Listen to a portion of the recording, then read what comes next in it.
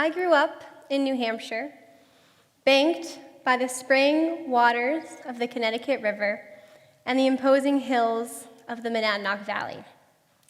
My years were measured by the changing colors of the trees, the spirals of frost on my school windows, and the brief, warm days of summer. I am a Dunkin' Donuts drinking, Boston sports cheering, nor'easter prepping New Englander. In fact, I'm such a New Englander that one of our most tongue-in-cheek expressions has become a sort of epigraph etched into my life. It's a commonly used phrase, most often said by a big, burly man at a gas station. And he might say, "You can't get there from here." For those of you who are not locals and are listening, this phrase is a colloquialism, supposedly from Maine, but I couldn't find a source on that, so please don't ask. And it's commonly said by those in the northeast corner of the United States to dismiss a destination that is so difficult or complicated to get to that you might as well not even try. In other words, the place you are trying to reach is too hard and maybe not worth the hassle. I like to think that I'm very lucky to be here on this stage today. Where I was born, you had to go through my village and 2 towns to reach a hospital, a grocery store, and even a Walmart. Because of that, a lot of things felt inaccessible and out of reach, both physically and metaphorically. Despite that, I was class president of my high school. I went to Smith College. I recently returned from a year in India on a Fulbright grant. I'm currently working at an organization that I love, doing work that I'm very passionate about. And I don't say any of that to be boastful, because I wouldn't be a very good New Englander if I did. But I do say that to point out the fact that my story is an anomaly. For most people who grew up in a low-income family, specifically in rural New England, the path to financial freedom, stability, and agency is one paved in potholes and dead ends. For a family of 4 living in the United States, you are considered within the poverty guidelines if you make at or below $26,000 a year. I am specifically concerned with those families who have less than 2 weeks of income in their savings accounts. Families who would be unable to pay their bills if they missed one paycheck or had an unexpected financial burden. I'm specifically focusing on families outside of big New England cities, those who do not live in Manchester, Hartford, or Boston. While the majority of low-income people in the US do live in cities, a higher percentage of rural communities are made up of those below the poverty line. So that means that while there may be a higher number of individual low-income people living in a place like Boston, you're more likely to run into one of those people in a place like Hatfield. So I'd like to take a break from some of those numbers that I was just talking about to tell you a little bit about my own hometown. I grew up in Ashwellet, which is a very, very small village within Winchester, New Hampshire, which is just about an hour north of here. Growing up, I can remember my friends and I having debates with the kids that went to the Winchester Public School with us about whether or not Ashwellet was actually a town. I land on the fact that we are because we have our own post office and our own zip code. We are very much like most other mill towns, except for the fact that our 150-year-old paper mill was destroyed in 2005 by a flood. When that happened, a lot of people lost their incomes. The community lost its industry. It was 2005 when that happened, which meant that I was in 6th grade and deep into my Hot Topic phase. I can remember that many of my friends' parents lost their jobs.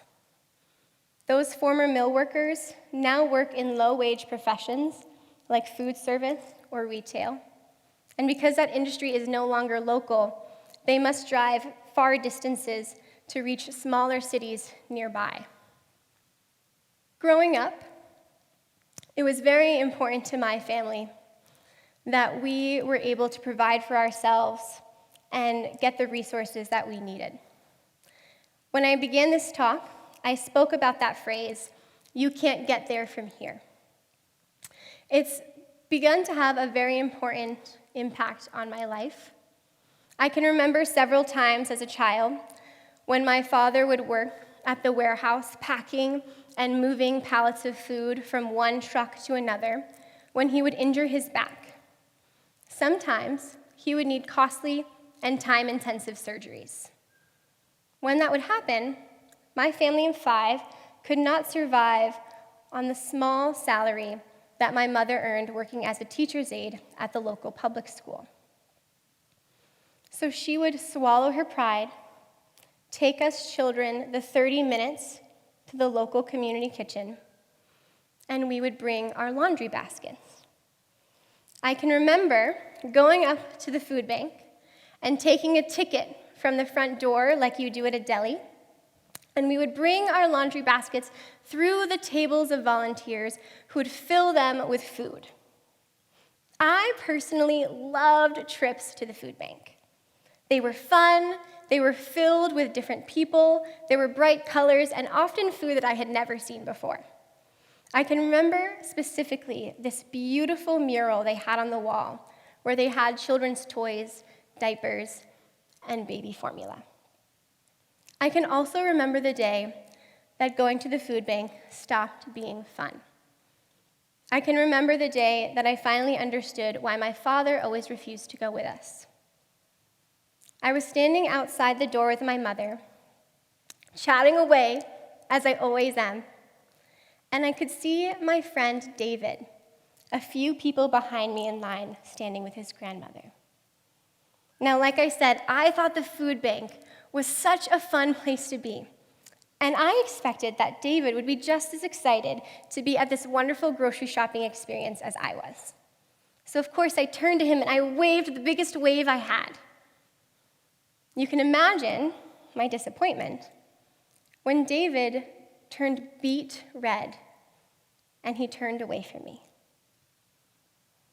I remember turning to my mother and saying, Mom, why won't David say hi to me?" And she looked at me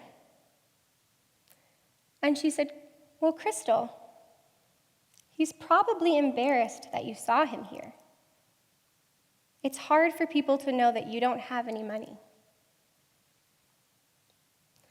That was the first day that I understood that we were poor. It was also the first day that I understood I was expected to feel ashamed about that.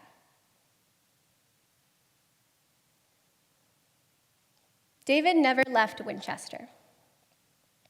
To my knowledge, David still works at the warehouse where my father first injured his back. Like many of my peers, growing up in a low-income family can mean struggling with generational cyclical poverty. It can mean battling a lifetime of economic inequality, lack of access to education, and poor job prospects. One of the most significant barriers facing families in rural areas is the simple ability to get from point A to point B. If you're someone living in a place like Burlington, Vermont, Boston, or even Springfield, Massachusetts, you can assume that you will have access to affordable public transportation. If you live in a rural community like Winchester, you must have a driver's license, you must have access to a car. However, the average cost of owning and operating a car in 2019 was just over $9,000. If you are a family of 4 living off of $26,000 a year, that is more than a third of your annual income. And then, if registration or insurance lapse or falls during a difficult pay period, these already struggling families face fines and fees they may not be able to pay. Despite that, families living in rural and low-income communities understand that the burden of owning a car is what allows them to get to their job or get to services that allow a low-income life to be bearable. The community kitchen that my mother and I visited was a 16-mile drive from where we lived.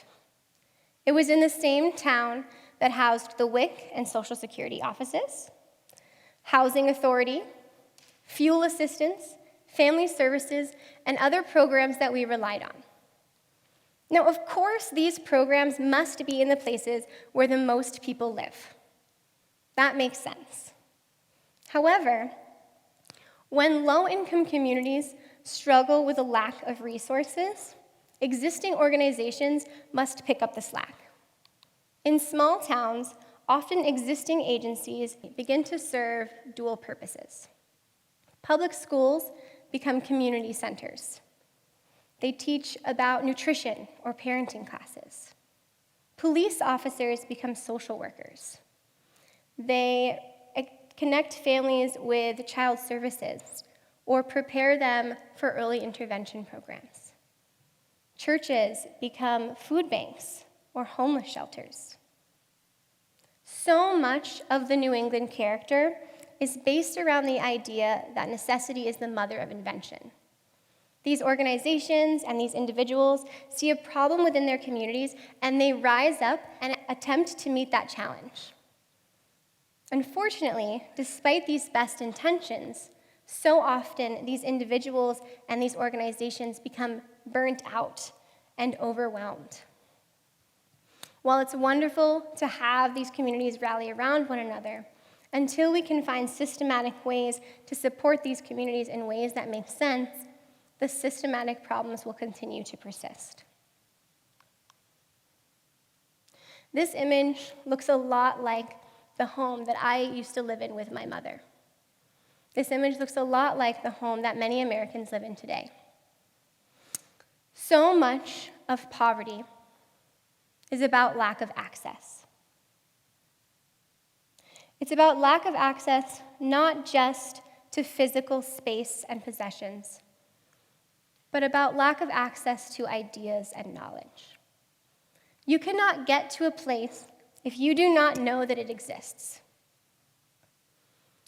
Many families living in homes like this, or in small one-bedroom apartments, or in homes that are falling apart, struggle to survive on a daily basis.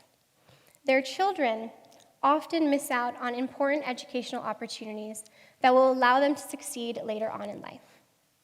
Affluent families have the privilege of using after-school time for violin lessons, sports, swimming, and tutors. With the average cost of childcare in America being just under $10,000, low-income families have to hope for subsidized programs, after-school programs, or volunteers, sometimes even local unlicensed daycares. As someone who grew up in one of these communities, as someone who has spent the last 4 years working with low-income families in 3 different New England states, I understand that the rest of my life is going to be spent trying to get from here, the reality of low-income life in America, to there, this absolutely imaginary idea of what success looks like.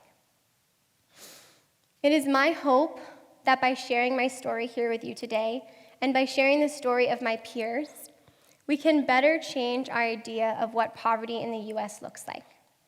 I hope that you will think of David at the food bank. I hope that you will think of me. I hope that you will think of the 1 in 4 American children who live in poverty in the US. I hope that together we can make the path from here to there more attainable. Thank you so much.